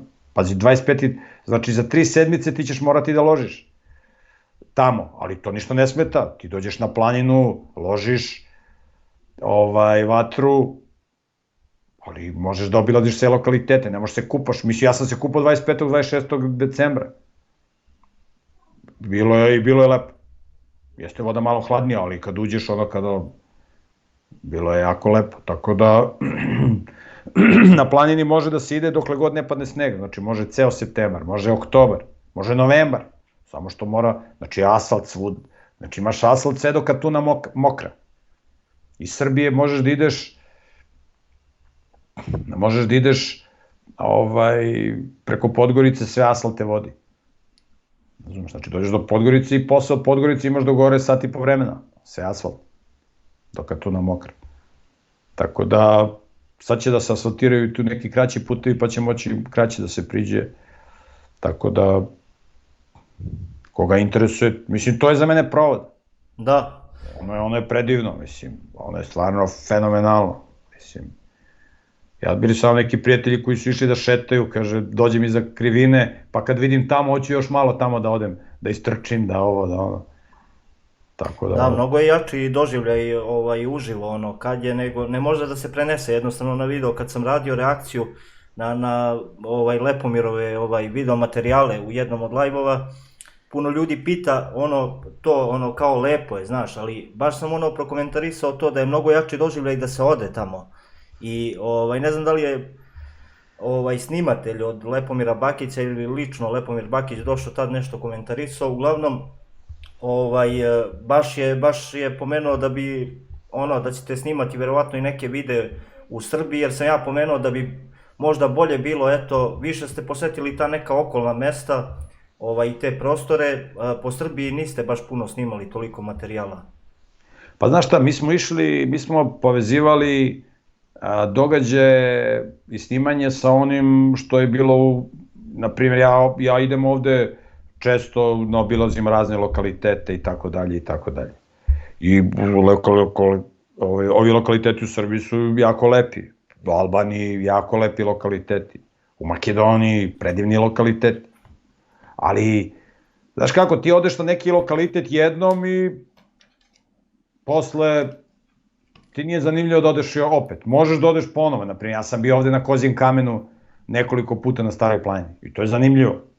Ja kad sam bio prvi put, jako lepo oduševio sam se ovo. Ali imaš neke lokalitete koje želiš da vidiš, naprimjer Uvac je fenomenalan lokalitet. I ja na Uvac, ja nemam želju da idem ponovo na Uvac. Imam želju da nekog povedem na Uvac. Ili na Kozji kamen, ili na vodopad Tupavica, ili na Ponor, tamo na Staroj planini, na Arbinski vodopad. Ja imam želju da nekog tamo povedem. I meni je zadovoljstvo da nekog povedem. Sam da odem, nemam želju, volio bi da odem na neki novi lokalitet. Ali kada su u pitanju Komovi, kada je u pitanju Rikavačko jezero, kada su u pitanju Carine, Vuči potok, Katun Mokra, spavanje na Katunu Mokra. Znaš kako je to spavanje? Ovi kad je bio, ja pitam Bakića kako je, kaže, brate, beton. Znači, nigde nije tako dobro spavao. Tu su bili još neki ljudi koji su došli, oduševili su. Onaj planinski vazduh, to je 1300-1700 metara nadmorske visine, 1500, između Bukumirsko jezero na 1000, Rikavačko jezero na 1300. Širokar, ona Vidikovac je na 1700 metara nadmorske visine. Katun Mokra je negde na 1500, otprilike. Tako, 1600. Znači, ja moram i svake godine bar jednom da odem tamo. Jer to je nešto, možda zato što sam ja iz Kuča, pa je to dodatno, razumeš, što me vuče. Da. Ali, iako sam tamo bio, ja moram bar jednom godišnje tamo da odem, iako bi išao češće. Evo, ja sam se vratio sad pre nekoliko dana, ja bi ponovo mogao da odem.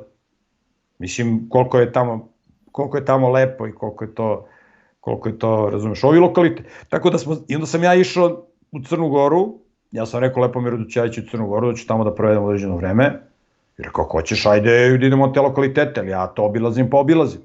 A sad ovako ja njega da pozovem, sad mi da napravimo neku turneju ovde po Srbiji, jer tamo smo obilazili istorijske lokalitete, bitke, razumeš, nije samo priroda, nego i priroda, istorijski lokaliteti, junaci, priča, Mi sad odemo na Staru planinu, imaš ti predivnih lokaliteta, sad istorijskih, ima, verovatno, tu, tako da vidjet ćemo. Trebali smo da idemo, nego taj vodič koji je trebao da nas vodi tamo u Katunsku nahiju i tako dalje, jedan momak iz Pješivaca, je imao nekih privatnih problema pa nije uspeo, tako da ćemo to da ostavimo za sledeći put. Trebali smo da posetimo Nikca Drovina i mnoge tamo druge neke lokalitete, to je ostalo za sledeći put. Tako da vidjet ćemo. Da li se tamo nalazi smeštaj i koliko košta smeštaj kad bi se odlučili ljudi da posete?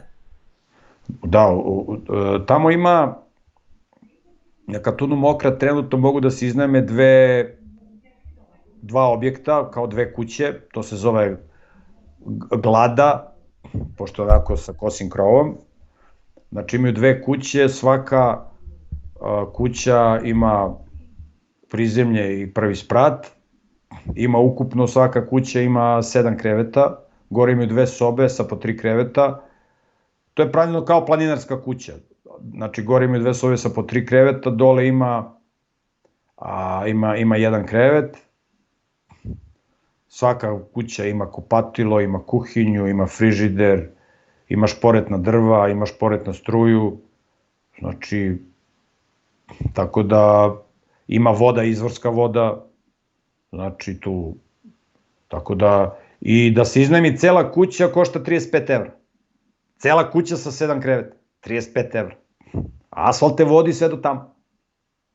Znači 35 evra je kuća za ceo dan. Džipom da te vozi, on ima, Boris Ivanović ima Jeep Pathfinder, Nissan Pathfinder, znači ovi stranci neće se voze sa X-Trailom, Nissanom, neće se voze sa Land Roverom, hoće Land Cruiser, Toyotu i Nissan Pathfinder.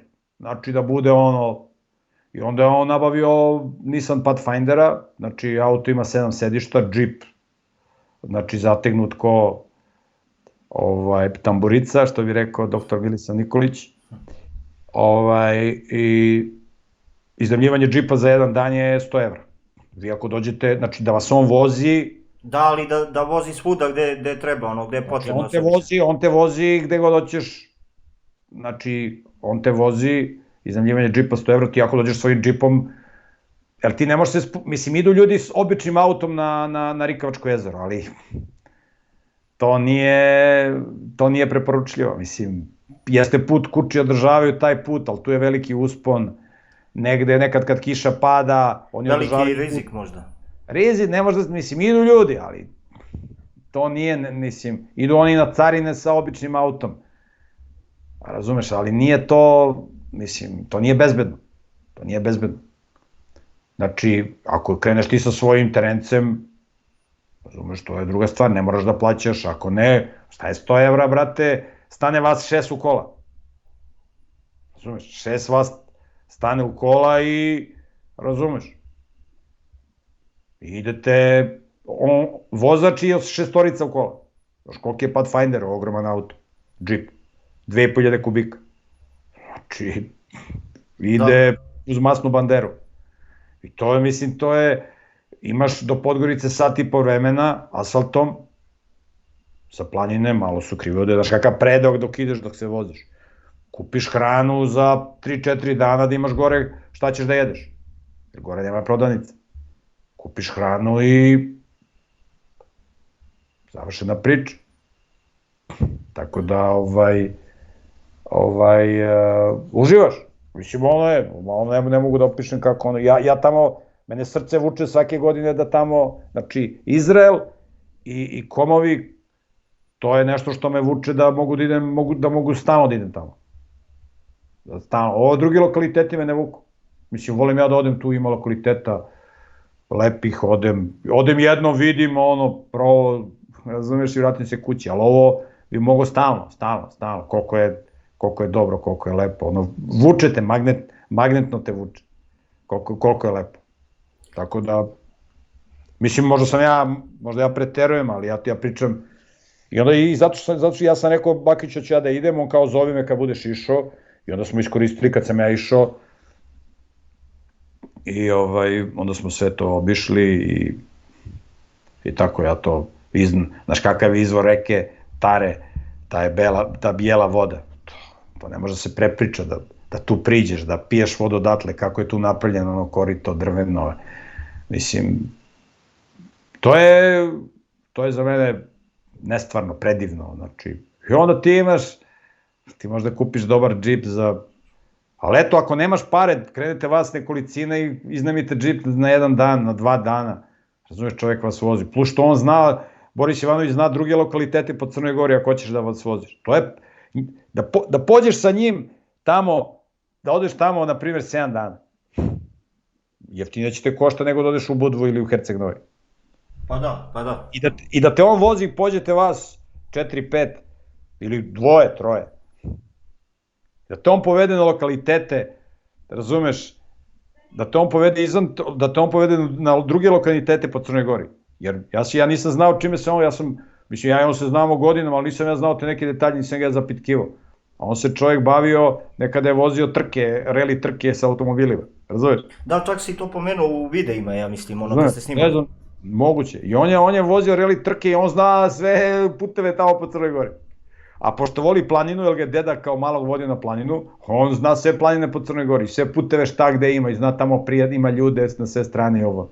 I ti pođeš sa njim da te svaki dan povede negde, razumiješ, ja na primjer nisam teo u Podgorici da spavam, mi odemo, kako se zove, do Podgorice samo uzmemo hranu i odemo na planinu, sat i po vremena gore, ovdje u Podgorici se kuvaju od vrućine. Klima radi celu noć, ne može u hotelu se spava, a mi gore spavamo, razumeš, ušuškamo se, ti što je gore toliko, mislim ti uveče moraš da zatvoriš sve prozore i vrata, jer uveče bude tako hladno, da onda to možeš ovde da otvoriš prozor noću, a tamo moraš zatvoriti, i onda ujutru kad grane sunce, onda otvoriš da se izluftere, ali uveče zatvoriš da ne bude previše hladno. Ja sam se zeznuo jedno veče, sam ostavio otvoren prozor, pošto volim prozor, kad je počelo da uvozi hladnoća, morao sam da ostanem, probudilo me, onda sam ustao da zatvorim prozor, da bi mogo da nastavim da spavam. Znači, obiđeš tamo lokalitete s njim, šta je 100 evra mesec, 100 evra dnevno da platiš, da te vozi na naš kakve lokalitete. Pa ono kad uračunaš recimo gorivo, kad uračunaš ne znam rizik sa svojim autom i mnogo šta, ako je vas recimo 5-6, to podeliš i ispada da daješ po 15-20 evra možda. Ma naravno, to je džabe čovječi, znaš kakav provod?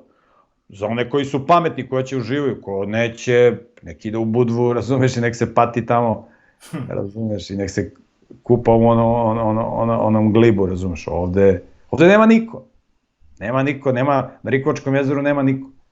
Na Bukumirskom jezeru za vikend i dođe možda neko, razumeš, ali nema, evo jak sad kad smo bili na Rikovačkom jezeru u subotu, smo bili na Bukumirskom jezeru, došlo 2 ljudi s kolima i tamo, bila ima neka kafanica, tamo sedeli neki moji rođaci, ali njih ne interesuje Bukumirsko jezero, oni ovamo nešto roštiljaju i piju i zafrkavaju se. Nikog nije bilo, a do Bukumirskog jezera imaš sve asfalt. Do Rikovačkog nemaš, imaš do Katuna Mokra i od Katuna Mokra imaš 4 km do onog Vidikovca Širokara i onda još 3 km imaš da se spuštaš dole u rupu. Da. Ima 7 km, možda još i peške ako hoćeš, ne treba ti džip, ti možda još peške do Rikovačkog jezera. Kaže Boris, ja ga pitam koliko treba peške od Katuna Mokra, kaže treba do Rikovačkog jezera 2 sata. 7 km 2 sata, a u povratku kaže treba 2,5, kaže on. Sad ne znam, on je uspon da li ba... A uspon, da. Možda njemu 2,5. Možeš ti ideš na Carine peške. Do Carine da ideš peške, boga mi, razumeš, to ima 25 km od Katuna Mokra do Carina. 25 km ako hoće da pešači i posle 25 km nazad, to je jaka tura. Idu ljudi običnim autom, kažem, idu na Carine, znaš kakva je ona visoravan, kakva je ona lepota, tu je izvor Tare, to je, znači... Tako da, eto, to su neke stvari koje ja promovišem, koje ja preporučujem, ovo šta se radi u Vatikanu, šta se radi u Briselu, šta će oni da rade, ma ne interesuje me, ja znam šta ću ja da radim. Da, i lepo je što si to podelio. Da li imaš neku poruku, eto, za ljude, ovako, za kraj, eto? Pa ja mogu da poručim da se ljudi ne bave glupostima, da se isključe ovo što ljudi lupetaju, da gledaju svoja posla, da se osposobljavaju da stanu na zelenu granu, da pokrenu neki posao, da se dislociraju negde u prirodu, da se povezuju s pametnim ljudima, eto ima Facebook grupa Teokratski pokret, ima tu dosta članova, sad koliko je tu ima ozbiljnih ljudi, ja ne znam, povezuješ se, učiš pametne stvari, razumeš? Evo, na primjer, od Borisa Ivanovića ljudi koji žive u Crnoj Gori mogu jako puno da nauče. Mogu da nauče, razumeš, i o konjima, i o planini, on zna 1000 stvari. I dođeš kod njega dođeš kod njega u goste i on te vozi autom i od njega skidaš fazone. Razumeš? Tako da učiš od pametnih ljudi, gledaš da smanjiš troškove životne, nemaš puno da pričaš, da se svađaš sa ljudima u porodici ako živiš, da ti sad objašnjaš roditeljima. Ćuti, gledaj svoja posla i to je to je model za uspeh. I da i pokreneš, radiš neki posao. Evo, javio se prijatelj, uzo, brate, kući skuva kukuruz, proda, razumeš, napravi, kupi kukuruz na pijaci, razumeš, kukuruz na pijaci ti je, ja ne znam koliko ga prodaju, 10 dinara. Pa, verovatno, nisam baš ispratio cenu. Kupiš kukuruz za 10 dinara, on ga proda, on ga dođe kući, skuva ga i iznese ga, razumeš, na neko šetalište, na tamo, na vamo, on živi blizu neke banje i tu da ljudi šetaju, on iznese kukuruz, prodaje, naplaćuje kukuruz 100 dinara. Razumeš? Kaže, ja dođem, brate, prodam za manje od sat vremena 100 kukuruza, razumeš, uzmem koliko me koštaju troškovi, on zaradim 70-80 evra. Razumeš? I 1000 pametnih stvari čovjek može da osmisli. Imaš u Beogradu, ljudi daju oglas, šetam kerove, 300 dinara na sat. I on uzme šeta kera 300 dinara na sat, to ti je 2,5 evra. Razumeš? I onda šeta odjednom 2-3 kera. Znači, ako čovjek hoće da radi, da se osposobio da zaradi, i ti kad kreneš da radiš, odmah ti se otvaraju opcije. Da dosegneš slobodu, da budeš svoj gazda. Imaš neki svoj kutak, svoj mir, neće iko ti skače po glavi. A ne ovde imaš polupane roditelje, ovde imaš gazdu, ovde imaš poslodavca, ovde imaš ovog, ovde imaš onog. Razumeš? Tako da, ja pozivam ljude da rade na svoji, da se ne zaleću, on će da se ženi. Gde će da se žene? Ti će se ženiš. Znači, dovodi se u red, povezuj se s pametnim ljudima, pa ćete Bog upoznati sa nekom dobrom osobom ako si sposoban za brak. Nemo se zalećeš na minsko polje da pogineš. Da. Poštovani gledalci, vi ste pogledali emisiju Intervju. Naš prvi gost je Miroljub Petrović. Miroljube, hvala ti puno što si izdvojio vreme i uvek si se i odazvao i uvek si ispoštovao. Prema tome, hvala ti puno, neka te Bog blagoslovi i čuva i tebi i porodicu. Hvala tebi na pozivu, pozdrav za sve tvoje gledalce i vidimo se, ako da Bog. Da će Bog, vidimo se. Zdravlje samo, pozdrav veliki. Pozdrav.